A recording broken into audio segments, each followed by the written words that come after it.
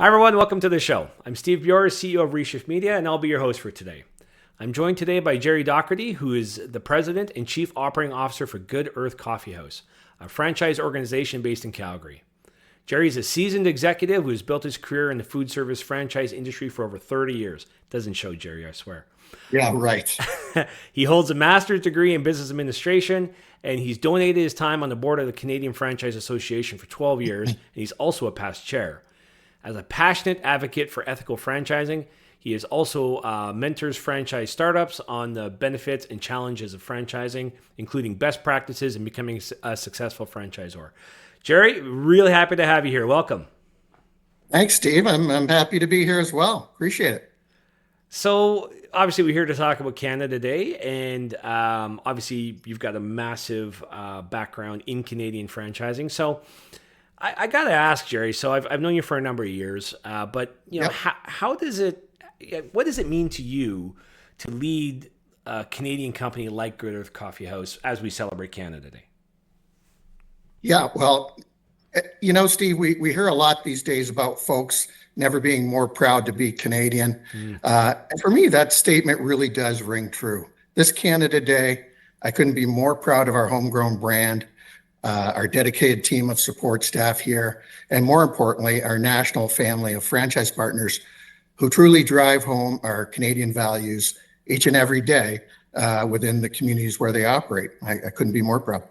I love it. Well, and it's just a great company, and you can Thanks. see the Canadian values in the organization. So how do you do that? How do you make sure that you're reflecting those Canadian values through your products, your community involvement, your business practices? How do you keep it real, so to speak?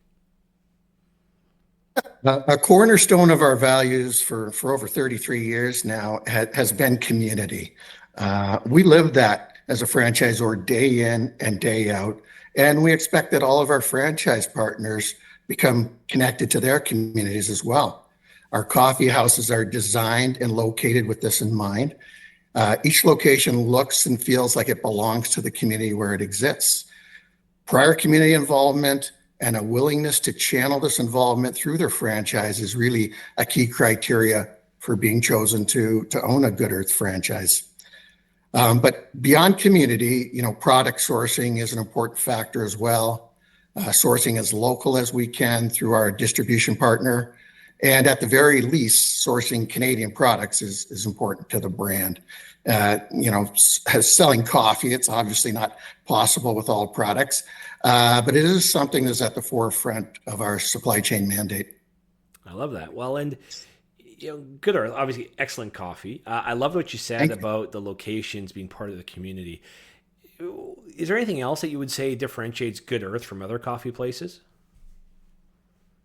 Well, we're in a competitive industry. We compete on many levels. So looking at our largest national competitor, the fact that most Good Earth franchises are locally owned and operated is really a key strength. Small business owners who live in the same communities as their customers, it's invaluable competitively. Looking at on a more micro level, there's very good local competitors wherever we grow, and so other strong points of differentiation have to shine through. I already mentioned about community mandate. Beyond that, most of our franchises have kitchens in them, so we produce a very wholesome food menu right on site with products available to meet any dietary restriction, where customers can feel good about serving our products to their families. So food, very important to our brand. And our commitment to ethical and direct sourcing of our coffees matters as well. So it's not just a great tasting cup of coffee, but there's also the rich stories behind the growers and their support of free trade, organic, and Rainforest Alliance initiatives.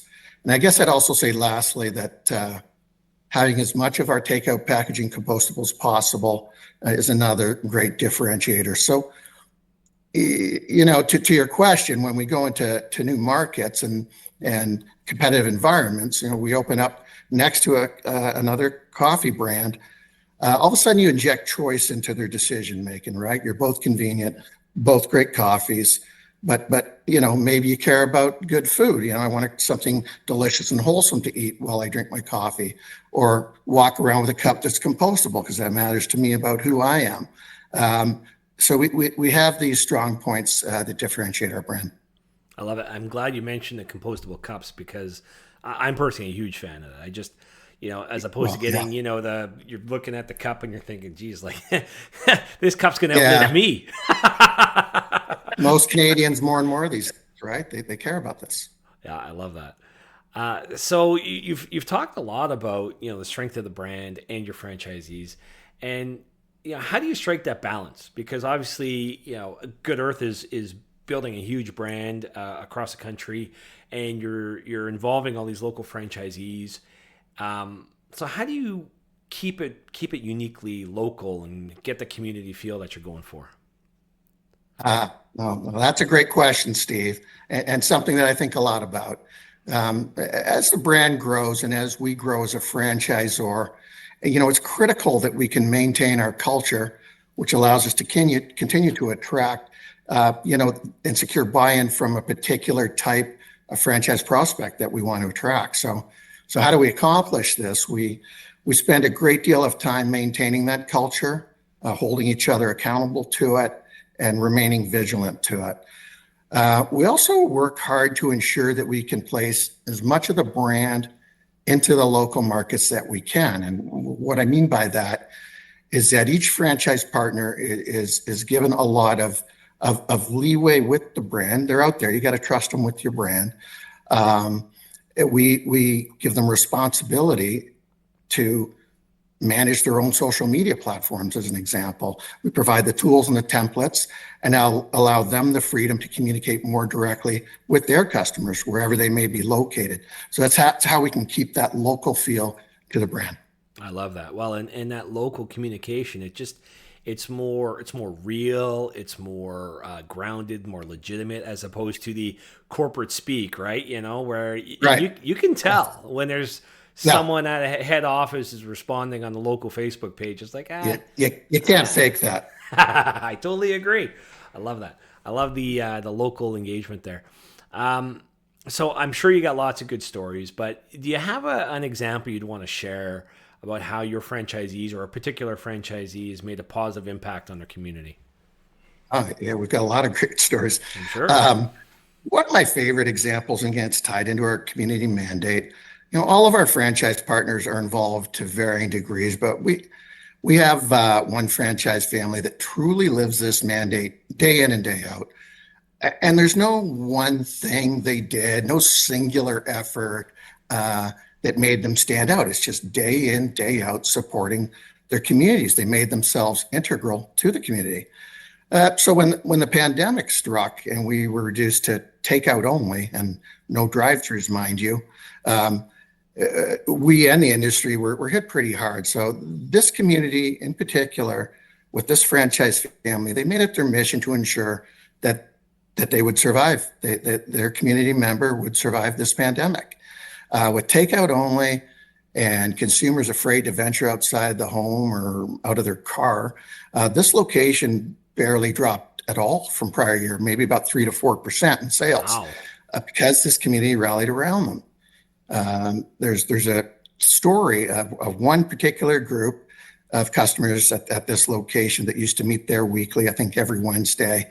And they decided to continue to do that through the pandemic by bringing their own lawn chairs, setting up outside the coffee house, spaced appropriately, of course. And it just resonates as how powerful being a part of the community truly is, and it's key to our success.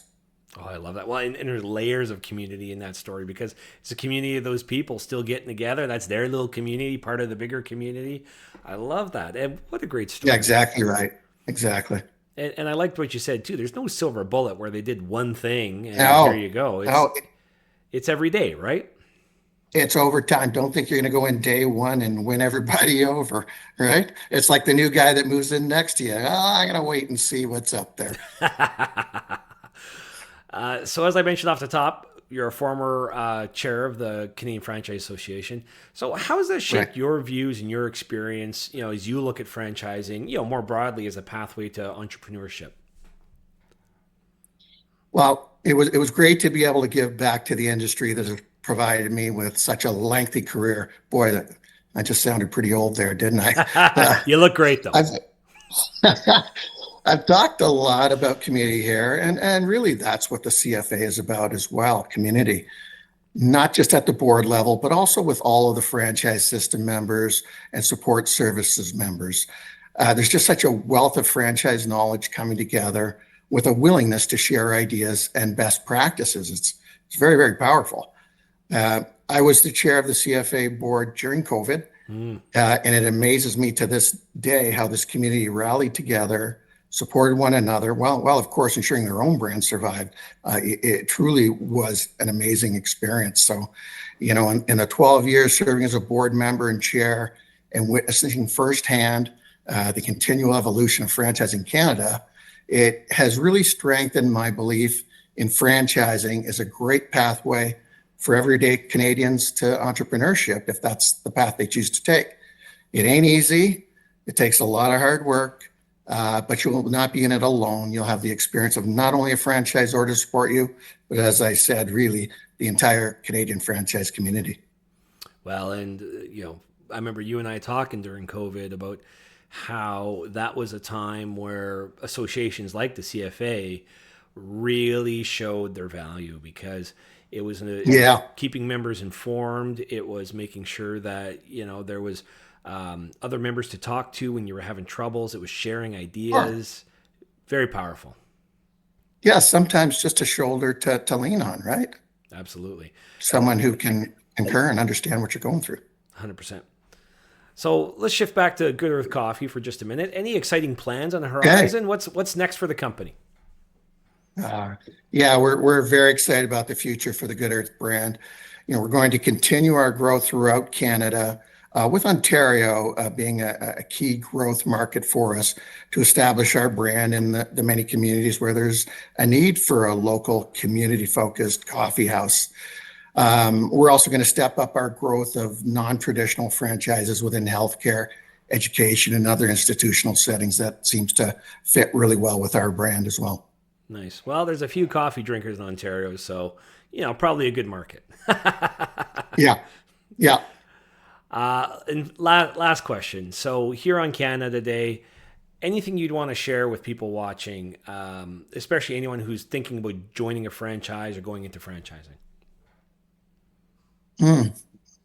Yeah, well, we as Canadians, we're a strong, resourceful, and resilient bunch. And funny enough, that's a key trait for anyone looking to explore entrepreneurship through franchising. So, do your homework, find the right brand that fits with who you are, and just go for it. So I wish everybody good luck and a happy Canada Day to all. Thanks, Gerry. This has been amazing. I hope all of you watching enjoyed it as much as I did, and have an amazing Canada Day. And I guess we'll talk soon.